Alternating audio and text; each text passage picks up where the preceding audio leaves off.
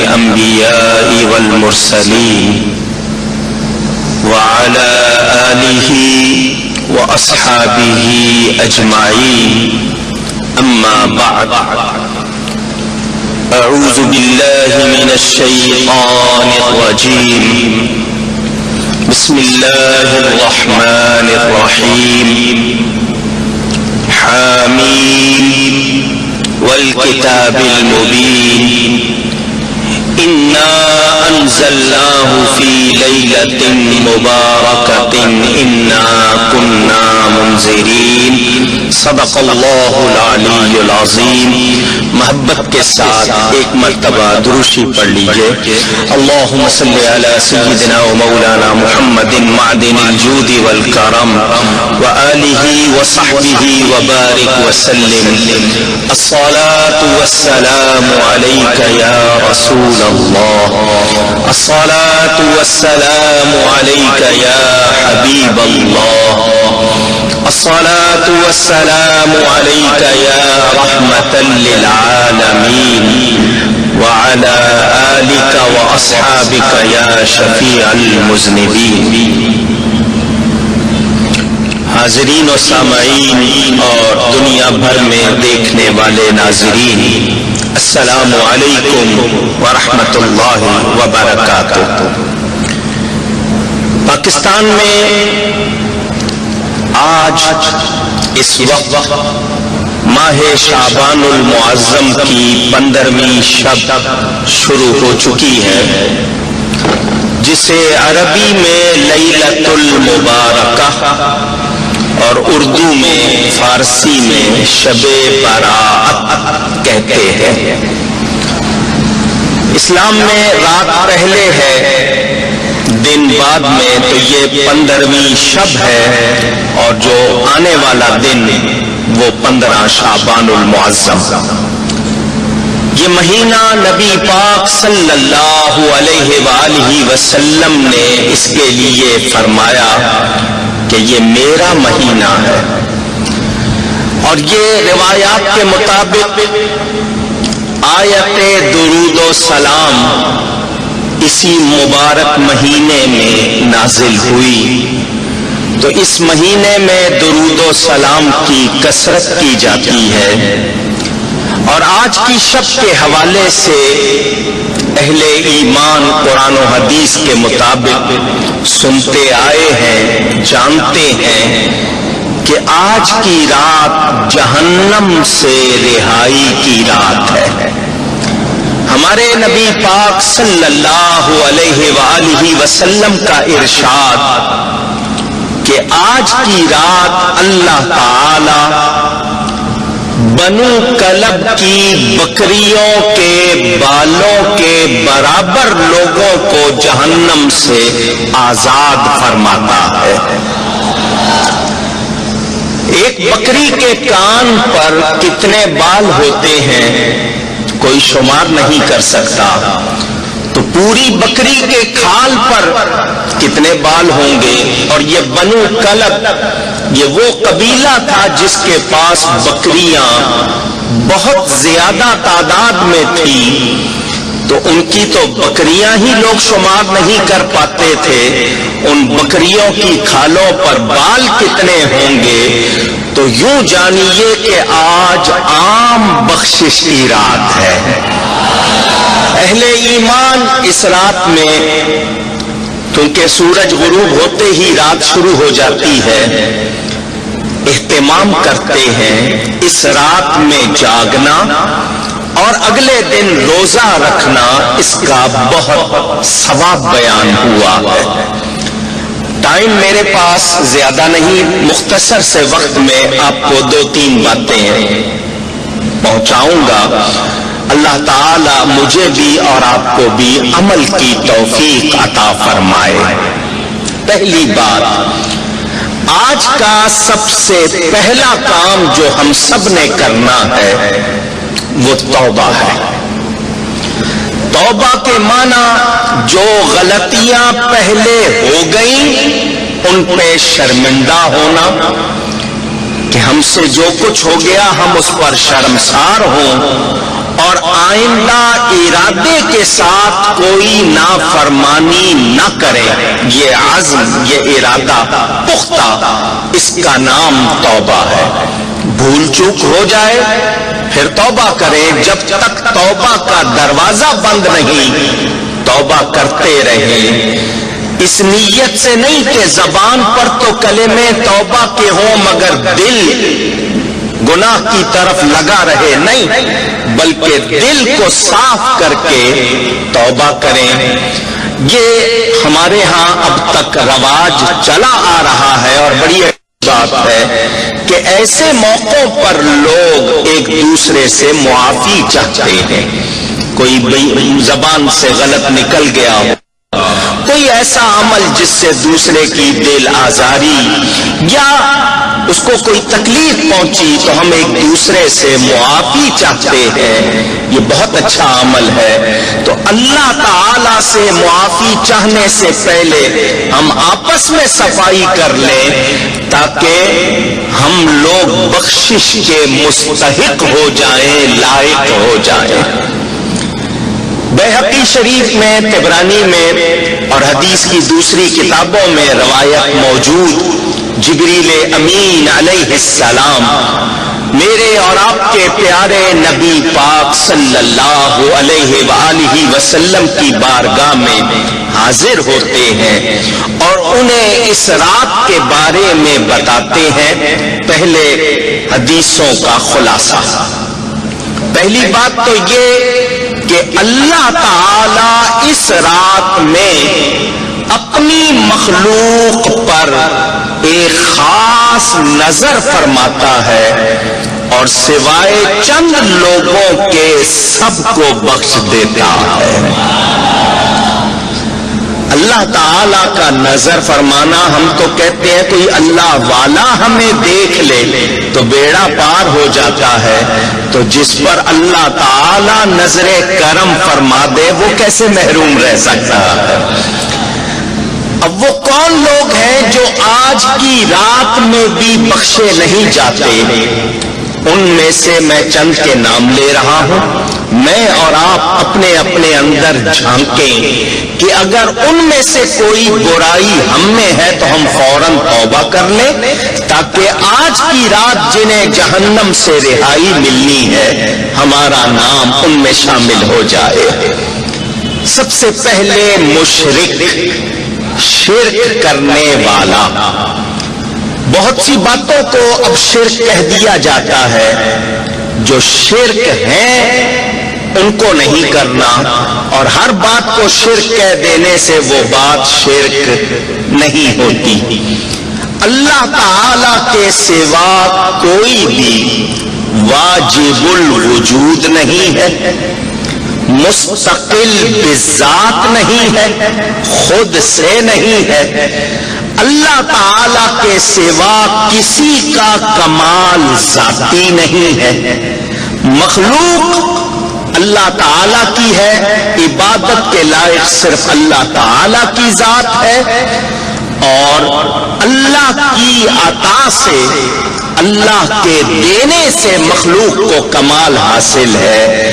مخلوق میں اللہ کا عطا کیا ہوا ماننا ہرگز شرک نہیں ہے، ذہن میں رہے۔ تو جو مشرک ہے اگر آج کی رات وہ سچی توبہ نہیں کرتا تو اس مبارک رات میں اس کی بھی بخشش نہیں ہوتی۔ نمبر 2، کینہ ور، سینے میں کسی مسلمان کے لیے کینہ رکھنا۔ یاد رہے کہ جو ایمان والا نہیں اس کی بات نہیں ہو رہی۔ ایک مسلمان دوسرے مسلمان کے لیے اپنے سینے میں کینہ نہ رکھے۔ اب مسلمان کون ہے؟ تعریف آپ جانتے ہیں، جو صحیح العقیدہ ہو، اللہ تعالیٰ کو، اس کے رسول کریم صلی اللہ علیہ وسلم کو، تمام انبیاء کرام علیہم الصلاۃ والسلام کو، اور فرشتوں کو، اللہ کی کتابوں کو، اللہ کے رسولوں کو، جنت کو، دوزخ کو، اچھی بری تقدیر کو، مرنے کے بعد کی زندگی کو، جنت دوزخ کو مانتا ہے۔ ایمان مفصل اور ایمان مجمل آپ پڑھتے ہیں۔ جس کا عقیدہ درست نہیں ہوگا وہ مومن نہیں۔ تو جو مومن نہیں اس کے لیے میں بات نہیں کر رہا، لیکن ایک مومن مسلم کے لیے سینے میں کینہ نہیں ہونا چاہیے۔ میں بڑی پیاری بات کرنا چاہتا ہوں، یہ سینہ تو عشق رسول کا مدینہ ہونا چاہیے، اس میں کینہ نہیں ہونا چاہیے، اس میں تو اللہ تعالی کے جلوے ہونے چاہیے، انوار ہونے چاہیے، اس میں اللہ کی کتاب ہونی چاہیے، یاد کرنی چاہیے، اور اس میں اللہ کے پیاروں کی محبت ہونی چاہیے۔ مسلمان دوسرے مسلمان سے کینہ نہیں رکھتا۔ دو ہو گئے۔ تیسرے، والدین کا نافرمان۔ اگر والدین مومن نہیں، مشرک ہے یا بد مذہب ہے تو ان کی خدمت ضرور کی جائے گی، مگر والدین کی فرما برداری جو شریعت و سنت کے خلاف نہ ہو، کیونکہ اللہ تعالی اور اس کے رسول کریم صلی اللہ علیہ وسلم کی نافرمانی کوئی بھی حکم دے وہ کی جا سکتی نہیں، خواہ وہ پیر کہلائے، استاد کہلائے، یا ماں باپ یا بڑا یا کوئی بھی کسی منصب والا ہو، اگر اللہ تعالی اور اس کے رسول کریم صلی اللہ علیہ وآلہ وسلم کی نافرمانی کو کہے وہ بات کی جا سکتی نہیں۔ تو والدین کا نافرمان بھی اگر آج کی رات توبہ نہ کرے تو اس کی بھی بخشش نہیں ہوتی۔ اسی طرح شرابی اور حرام کاری کرنے والا، سود لینے والا یا رشوت وغیرہ، غرور کی وجہ سے شلوار پاجامہ کا پائنچا ٹخنوں سے نیچا رکھنے والا، ٹخنے اوپن ننگے رکھنے ہیں مگر نیچے رکھنا، یا ایسے کپڑے پہننا کہ فرش تک پہ لگ رہے ہیں، تو جو ایسا کرتے ہیں ان کی بھی آج کی رات بخشش نہیں ہوتی۔ جبری محصول لینا، اس میں بٹا کہہ لیں، ٹیکس کہہ لیں، جو زبردستی لیا جاتا ہے، ایسے لوگ، یا ہاتھ کی لکیریں دیکھ کر دوسروں کی قسمت بتانے کی کوشش کرنا، یہ سب وہ کام ہیں کہ آج کی رات بھی ایسے لوگوں کی بخشش نہیں ہوتی۔ اب بخشش عام ہو، اعلان عام ہے، اور کسی کمزوری کی وجہ سے کوئی محروم رہتا ہے تو اس کو سوچنا چاہیے، اس کو اپنے اندر ایمانی روحانی تبدیلی جس کو انقلاب کہتے ہیں وہ لانا چاہیے۔ ہم سب کوشش کریں کہ اگر ان میں سے کوئی بھی کمزوری ہم میں ہے تو ہم اس کو دور کریں۔ ایک بات خاص طور پر، قاطع رحم، جن سے بہت قریبی رشتہ ہے ماں کی طرف سے یا باپ کی طرف سے، وہ رشتہ قریبی جس کو آپ کلوز ریلیٹیوز کہتے ہیں، بہت قریبی رشتہ دار، ان سے بغیر کسی شرعی عذر کے بول چال یا میل جول بند ہونا۔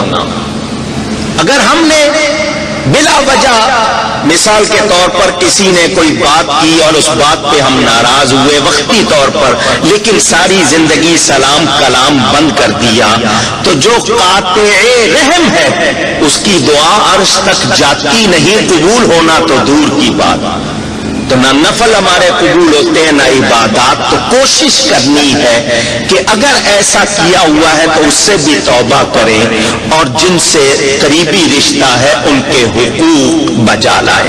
ایک حدیث اور سناؤں گا اور اس کو اسی کے بیان میں اجازت لوں گا، کیونکہ آج کی رات بہت مبارک ہے اور میں نے اپنی مسجد میں جا کر بیان کرنا ہے۔ توجہ، حضور اکرم صلی اللہ علیہ وآلہ وسلم مدینہ منورہ میں تشریف فرما ہے۔ محبوب سبحانی شیخ عبد القادر جیلانی سرکار غوث اعظم رضی اللہ تعالی عنہ سے ہمیں یہ بات پہنچی، ان پر اعتماد کرتے ہوئے جبریل امین علیہ السلام آئے میرے اور آپ کے نبی پاک صلی اللہ علیہ وآلہ وسلم کے پاس اور عرض کی، اے تاجدار مدینہ ذرا اپنا سر اٹھائیے، نگاہیں اٹھائیے۔ اب ذرا توجہ سے سنیے گا، حضور صلی اللہ علیہ وسلم فرماتے ہیں میں نے نگاہ اٹھائی تو میں نے دیکھا جنت کے 8 دروازے کھلے ہوئے ہیں۔ اب سب کی توجہ چاہوں گا، سننے والے دیکھنے والے ذرا غور کریں۔ ہمیں روایات یہ بتاتی ہے کہ زمین سے پہلے آسمان تک اگر کوئی پیدل چلے تو 500 سال کی راہ ہے۔ کوئی تندرست آدمی 1 گھنٹہ چل کے حساب لگا کے 500 سال کو کاؤنٹ کرنا چاہے، اندازہ کر لے کہ زمین سے کوئی پیدل چلے تو پہلے آسمان تک 500 سال کا راستہ، پھر پہلا آسمان اس کی چوڑائی 500 سال، 7 آسمانوں تک 7000 سال ہو گئے، وہاں سے آگے بیت المعمور 500 سال کی راہ پر، پھر وہاں سے آگے 500 سال کی راہ پر سدرۃ المنتہا اور جنت سدرہ کے پاس، یعنی زمین سے کوئی پیدل چلے تو 8000 سال لگے اس کو جنت تک پہنچنے میں۔ میرے آقا نگاہ اٹھاتے ہیں، جنت سامنے ہے، وہ آقا اللہ کی عطا سے زمین پر بیٹھ کے جنت دیکھ رہے ہیں تو گنبد خضرا سے ہم گناہگاروں کو بھی دیکھ رہے ہیں۔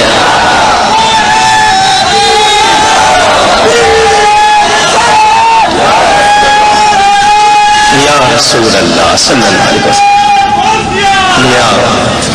اللہ کی عطا سے ہم نبی پاک صلی اللہ علیہ وآلہ وسلم کا کوئی کمال ذاتی نہیں مانتے، ان کو جو بھی کمال ملا ہے میرے رب تعالیٰ کی عطا ہے، اور اللہ کی عطا کا ہم انکار کر سکتے نہیں۔ حضور صلی اللہ علیہ وسلم فرماتے میں نے دیکھا جنت کے 8 دروازے کھلے ہوئے ہیں۔ اب ذرا توجہ، آپ لوگ مساجد میں بھی گئے ہوں گے، عمارتوں میں گئے ہوں گے، جتنی عمارت بڑی ہوتی ہے اس کا دروازہ بھی بڑا ہوتا ہے، اور جنت کتنی بڑی ہے قرآن بتاتا ہے زمینوں آسمانوں کے برابر تو اس کی چوڑائی ہے، اور ہونی بھی چاہیے۔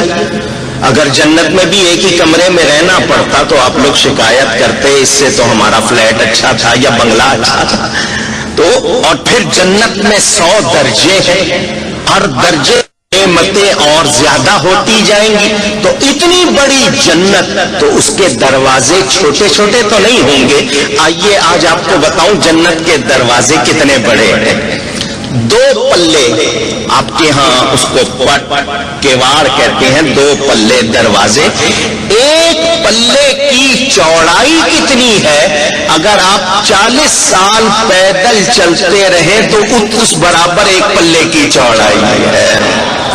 اتنے بڑے بڑے ہونے چاہیے تھے۔ اور ایک بات خوشی کی اور بھی سناتا چلوں، حدیث شریف کے مطابق امام سیوطی نے اس کو نقل کیا، وہ فرماتے ہیں کہ حضور صلی اللہ علیہ وسلم نے جب جنت کے دروازوں کی خبر دی تو ہم لوگ لائن بنانے کے، قطار یا کیو لگانے کے تو عادی نہیں ہیں، ہم تو یہی ہوتا نا پہلے میں، تو جنت کے دروازوں میں جب داخلے کی بات ہوگی ہر ایک کا دل چاہے گا پہلے میں جاؤں، تو اتنے بڑے دروازے ہیں مگر فرمایا لوگوں کے کندھے چڑھ جائیں گے، اتنی بھیڑ ہو جائے گی۔ اس سے پتا چلا کہ بہت بڑی تعداد میں لوگ جنت میں جائیں گے، اللہ تعالی ہمیں ان میں شامل فرمائے۔ حضور صلی اللہ علیہ وسلم فرماتے ہیں ہر دروازے پر ایک بواب، انگلش میں ڈور کیپر کہہ لیں آپ، دروازے پہ کھڑا ہوا دربان فرشتہ آواز لگا رہا کہ ہے کوئی کس کو توبہ لمن رکع فی ہذہ اللیلہ، خوشخبری ہے اس کے لیے جو آج کی رات رکوع کر رہا ہے. ایک دروازے سے سجدے والوں کے لیے، ایک دروازے سے ذکر کرنے والوں کے لیے، ایک دروازے سے دعا کرنے والوں کے لیے، ایک دروازے سے اللہ سے ڈرنے والوں کے لیے ندا ہو رہی ہے. حضور وہ دروازے بھی دیکھ رہے ہیں، ان فرشتوں کو بھی دیکھ رہے ہیں، اور ان کی ندا بھی سن رہے ہیں. جو آقا فرشتوں کی ندا سن رہا ہے وہ میرے اور آپ کے درود و سلام کو بھی سن رہا ہے. کوئی تعجب نہیں، یہ اللہ کی عطا ہے، اور سائنس نے، ٹیکنالوجی نے اس کو آج ثابت کر دیا. انسان کے منہ سے آواز نکلتی ہے، اس کو کیچ کیا جا سکتا ہے. یہ آپ کو ٹیکنالوجی بتا رہی ہے. تو جب مادیات کا یہ عالم ہے، اندازہ کیجئے روحانیات کا کیا عالم ہوگا. تو آج کی رات میں حضور صلی اللہ علیہ وسلم نے فرمایا جنت کے دروازے کھلے ہوئے ہیں. حضور فرماتے ہیں میں نے جبریل سے کہا یہ دروازے کب تک کھلے رہیں گے؟ انہوں نے کہا فجر کے طلوع ہونے تک. تو یہ آج ساری رات ندا ہو رہی ہے، اور اللہ تعالی تجلی فرماتا ہے آسمان دنیا پہ. اللہ تعالی جسم سے پاک، یہ نہیں کہ وہ سیڑھیاں اتر کے کوئی نیچے آتا ہے، وہ جسم سے پاک ہے. خاص تجلی فرماتا ہے آسمان دنیا پر، اور اعلان فرماتا ہے کوئی بخشش مانگنے والا ہے، کوئی روزی مانگنے والا. تو آج کی رات کا ایک اور اہم کام جو حدیث شریف میں بیان ہوا، آج کی رات اگلے سال تک کے لیے فہرستیں، لسٹیں بن کر فرشتوں کے لیے کہ کس نے اس سال میں حج کرنا ہے، کس نے نکاح کرنا ہے، کس نے مرنا ہے، کس نے سفر کرنا ہے، یہ لسٹیں تیار ہوتی ہیں آج کی رات. بعض روایات میں آج، اور بعض روایات میں رمضان میں جو شب قدر ہے آج تیار ہوتی ہے، اس رات میں فرشتوں کے سپرد کر دی جاتی ہے. تو اس لحاظ سے اگر ہم عبادت میں ہوں گے، دعا میں ہوں گے، تو یہ کام ہمارے لیے بہت اچھا کہ ہمارا نام اللہ تعالی اپنے فضل سے اچھوں میں لکھ دے گا. آج کی رات کے حوالے سے ایک بات اور وہ یہ کہ خاص طور پر آج کی رات قبرستان جانا، اہل ایمان کی قبروں کی زیارت کرنا، ان کے لیے دعائے مغفرت کرنا، یہ ہمارے نبی پاک صلی اللہ علیہ وسلم کا طریقہ. چنانچہ حضرت ام المومنین سیدہ عائشہ صدیقہ رضی اللہ تعالی عنہ فرماتی ہے حضور صلی اللہ علیہ وسلم عشاء کے بعد میرے گھر تشریف لائے، آدھی رات اٹھ کے چل پڑے. میں نے پیچھا کیا تو آپ کو جنت البقیع میں پایا. فرمایا جانتی ہو آج کون سی رات؟ تو صحابہ کا طریقہ بڑے ادب والا، اللہ ورسولہ اعلم، اللہ تعالی اور اس کا رسول ہی زیادہ جانتے ہیں. تو حضور صلی اللہ علیہ وسلم نے فرمایا آج شعبان کی 15ویں شب ہے، اور پھر وہی ارشاد کہ آج کی رات اللہ عام بخشش فرماتا ہے. تو قبرستان جانا، مگر قبروں کے آداب کا خیال رکھا جائے. روایت کے مطابق آگ جلتی ہو تو اس میں پاؤں رکھ دے، مگر کسی کی قبر پر پاؤں نہ رکھے. یہ ہمیں تعلیم ہے. تو ہم اگر قبرستان جائیں تو قبروں کو پھلانگے نہیں، روندے نہیں، بلکہ اگر کوئی نیا راستہ بنائے اس پہ بھی نہیں چلنا چاہیے. جس طرح زندے کو تکلیف ہوتی ہے مردہ بھی پہچانتا ہے، اس کو بھی تکلیف ہوتی ہے. تو ہمیں یہ تعلیم کیا گیا. تو آج کی رات بخشش کی رات، رحمت کی رات، عطا کی رات، حساب کتاب کی رات، اللہ سے جنت لینے کی رات. حضرت شیخ سعدی رحمت اللہ علیہ فرماتے ہیں رحمت حق بہا نمی جوید بہا نمی جوید. اللہ کی رحمت بہانا چاہتی ہے، قیمت نہیں چاہتی. اور بندے کی کون سی نیکی اس کی بارگاہ میں قبول ہو جائے. اور یہ جو ہم مل کے بیٹھ کے عبادت کرتے ہیں اس لیے کہ کسی ایک کی قبول ہوئی، اس کے صدقے انشاءاللہ سب کی قبول ہو جائے گی. تو یہ QTV نے آپ کے لیے محفل سجائی، وقت ہوتا تو میں دیر تک گفتگو کرتا اور مزید تفصیل سے بیان کرتا، مگر آج کی رات دوسری جگہ بھی پروگرام ہے تو میں ابتدا میں حاضر ہوا ہوں اور میں نے یہ چند گزارشات پیش کی ہے آپ لوگوں سے، اور خود بھی یہی کہوں گا کہ سب سے پہلے ہم توبہ کریں اور آئندہ گناہ نہ کرنے کا پکا ارادہ کریں، اپنی زندگی میں ایمانی روحانی تبدیلی لائیں، اپنے ارد گرد کے ماحول کو اچھا کریں، اپنے وطن کو، اپنے گھر کو، عالم اسلام کو دوسروں کے لیے بہترین نمونہ بنائیں۔ اللہ تعالی ہم سب کو توفیق عطا فرمائے۔ میرے اور آپ کے نبی پاک صلی اللہ علیہ وسلم نے آج کے لیے ایک دعا خود تعلیم فرمائی ہے، وہ مختصر سے الفاظ ہیں، میں وہ سنا دوں، ان کا ترجمہ کر دوں، پھر آپ سے اجازت لیتا ہوں۔